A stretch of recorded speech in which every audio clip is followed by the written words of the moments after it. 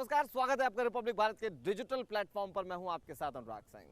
मुख्यमंत्री योगी आदित्यनाथ इस बार चुनावी मैदान में है, चुनावी रण में है और रण उनका होगा गोरखपुर से। गोरखपुर की सदर सीट से इस बार वो चुनावी मैदान में है और चूंकि जैसे जैसे चुनावों की दिनांक पास आती जा रही है वैसे वैसे नामांकन की प्रक्रिया को तमाम प्रत्याशी, तमाम कैंडिडेट्स पूरा कर लेना चाहते हैं। और चूंकि खुद मुख्यमंत्री योगी आदित्यनाथ यहाँ से प्रत्याशी हैं, वो इस जो नामांकन की प्रक्रिया है इसे पूरा करने के लिए गोरखपुर आने वाले हैं। मौका बड़ा है, जाहिर तौर पर कार्यकर्ता इसके लिए लंबे समय से तैयारी कर रहे थे और चूंकि मुख्यमंत्री खुद किसी सीट से अगर चुनावी मैदान में है तो साख सीधे तौर पर दांव पर होगी। ऐसे में जब वो नामांकन करने जाएंगे तो वो तस्वीरें अपने आप में बहुत खास होंगी। कल मुख्यमंत्री योगी आदित्यनाथ नामांकन दाखिल करने जा रहे हैं, लेकिन उससे ठीक पहले कार्यकर्ताओं ने पूरे गोरखपुर को भगवामय कर दिया है। बताने की कोशिश की जा रही है कि मुख्यमंत्री योगी आदित्यनाथ अगर इस सीट से चुनाव लड़ रहे हैं तो यहाँ उनकी ताकत क्या है।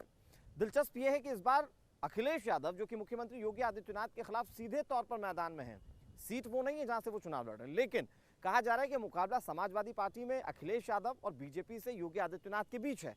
ऐसे में वो भी इस बार चुनावी मैदान में है और अगर वो चुनावी मैदान में है और अगर वो भी चुनाव लड़ रहे हैं तो ऐसे में सीधे तौर पर इसे साख की लड़ाई के तौर पर देखा जा रहा है। गोरखपुर मुख्यमंत्री योगी आदित्यनाथ का संसदीय क्षेत्र कभी हुआ करता था और यहाँ पर मुख्यमंत्री बहुत कंफर्टेबली जीत जाते थे।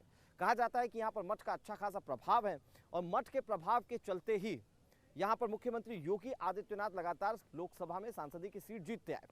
लेकिन जब वो मुख्यमंत्री बने तो फिर उसके बाद जाहिर तौर पर उन्हें विधानसभा या फिर विधान परिषद पहुंचना था और इस बार उन्होंने ये तय किया कि वो सीधे तौर पर चुनाव लड़ेंगे। वो इस बार जनता के बीच में जाएंगे और जनता की अदालत में ये देखेंगे कि जनता उन्हें कितना सराखों पर बैठाती है। गोरखपुर की सदर सीट से इस बार वो चुनावी मैदान में है।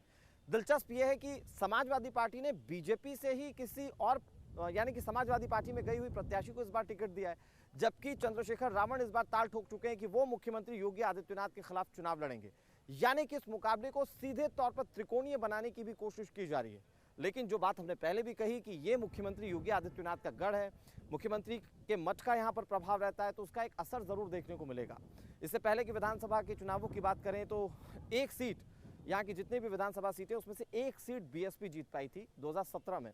उसके अलावा सारी सीटें भारतीय जनता पार्टी ने जीती थी और ऐसे में इस बार का ये मुकाबला रण बहुत खास होने वाला है। कहा जा रहा है कि सिर्फ इसका प्रभाव गोरखपुर में नहीं रहेगा बल्कि पूर्वांचल की तमाम जो दूसरी सीटें हैं उसमें भी इसका काफी प्रभाव देखने को मिलेगा और ये प्रभाव जाहिर तौर पर चुनाव में बीजेपी को बढ़त की ओर ले जाएगा, क्योंकि पूर्वांचल और बुंदेलखंड और इसके अलावा पश्चिमी उत्तर प्रदेश, इन तीन अंचलों में अगर बीजेपी अच्छा प्रदर्शन करती है तो जाहिर तौर पर उसके लिए ये फायदे की बात होगी। और अवध के क्षेत्र में बीजेपी का कहा जाता है कि प्रभुत्व पहले से ही रहा है, तो उस पर भी बीजेपी जाहिर तौर पर फोकस कर रही है। अब मुख्यमंत्री योगी आदित्यनाथ के चुनाव को लेकर, क्योंकि कल वो नामांकन के लिए जाएंगे, जाहिर तौर पर कोविड के प्रोटोकॉल भी हैं और उन प्रोटोकॉल्स के साथ साथ नामांकन की प्रक्रिया को वो सादगी के साथ पूरा करेंगे। कार्यकर्ता सीधे तौर पर दमखम दिखाने की कोशिश भी करेंगे, तो तस्वीरें क्या रहेंगी गोरखपुर से वो देखना बहुत दिलचस्प है। रिपब्लिक भारत वो आपको तस्वीरें तमाम दिखाता रहेगा। फिलहाल के लिए इस वीडियो में केवल इतना ही। आप बने रहिए रिपब्लिक भारत पर।